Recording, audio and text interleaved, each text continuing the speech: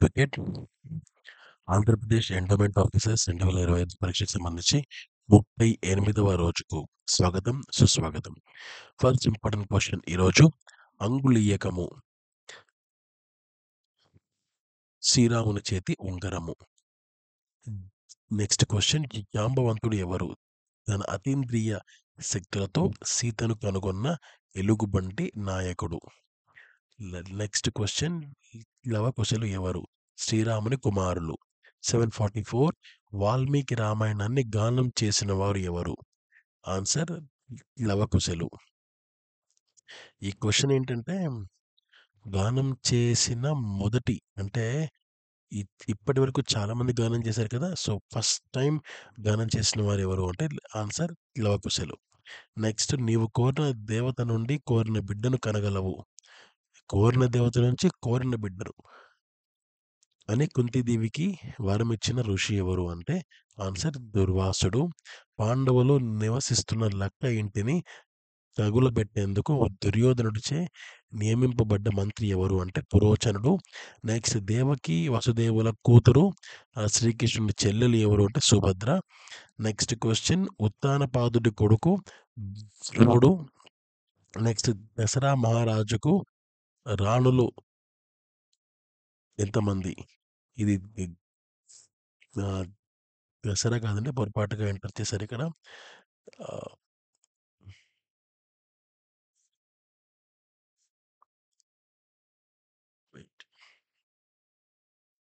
దశరథ మహారాజు, దశరథ అనేది ఇక్కడ ఎంటర్ చేయడం మర్చిపోయారు. దశరథ మహారాజుకు రాణులు ఎంతమంది అంటే 3: కౌసల్య, సుమిత్ర, కైకేయి. నెక్స్ట్ క్వశ్చన్ బ్రహ్మదేవుని భార్య పేరు సరస్వతి. సో స్మాల్ కరెక్షన్ చెప్పాను కదా, ఇది దశరథ మహారాజు. నెక్స్ట్ క్వశ్చన్ ఇలా వృతావర్షానికి ఎవరు అధిపతి? త్రిపురాసుర సంహారుడైన శివుడు అధిపతి. నెక్స్ట్ భృగుకులంలోని అజయగర్తుడి కొడుకు ఎవరు? ఆన్సర్ సునస్సేపుడు. నెక్స్ట్ సునస్సేపుడు దేవతలచే పెట్టడం చేత ఏ పేరుతో ప్రసిద్ధి చెందాడు? ఆన్సర్ దేవరాతుడు. నెక్స్ట్ క్వశ్చన్ కృష్ణుడు గోవర్ధనగిరిని ఎన్ని రోజుల పాటు చేతితో ఎత్తిపెట్టి బృందావన వాసులను పశు సంపదను కాపాడి ఇంద్రుడి గర్వాన్ని అణచివేశాడు అంటే 7 రాత్రులు 7 పగళ్ళు. నెక్స్ట్ పరీక్షిత్ కుమారుడు ఎవరు? ఆన్సర్ జనమేజయుడు. నెక్స్ట్ క్వశ్చన్ కిష్కింద ఎవరి రాజ్యం? సుగ్రీవుడి రాజ్యం. నెక్స్ట్ సనాతన ధర్మం సాంప్రదాయం అని దేన్ని అంటారు అంటే హిందూ మతాన్ని అంటారు. నెక్స్ట్ ధర్మం అనగా ఏంటంటే అనుసరించదగినది, ఆచరించదగినది అని అర్థం వస్తుంది. నెక్స్ట్ మతం అంటే ఏంటంటే ఇదొక అభిప్రాయం. లాస్ట్ క్వశ్చన్ ఈరోజు అశ్విని దేవతలు ఎవరు? వీరు పురాణ పురుషులు. కవలలో సూర్యునికి ఛాయాదేవికి అశ్వరూపంలో ఉన్నప్పుడు సంభోగించుట మూలంగా వీళ్ళు పుట్టారనమాట.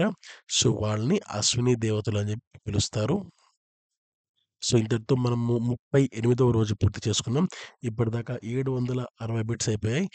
అండ్ ఈ నోటిఫికేషన్ ఎప్పుడు వస్తుంది ఏంటి అనే ఆలోచనలు దయచేసి ఇప్పటికైనా సరే ఆపేసి మీరు ఎగ్జామినేషన్ మీద, సిలబస్ మీద, ముఖ్యంగా ఇలాంటి బిట్స్ మీద కాన్సన్ట్రేట్ చేయాలని మనస్ఫూర్తిగా నేను కోరుకుంటున్నాను.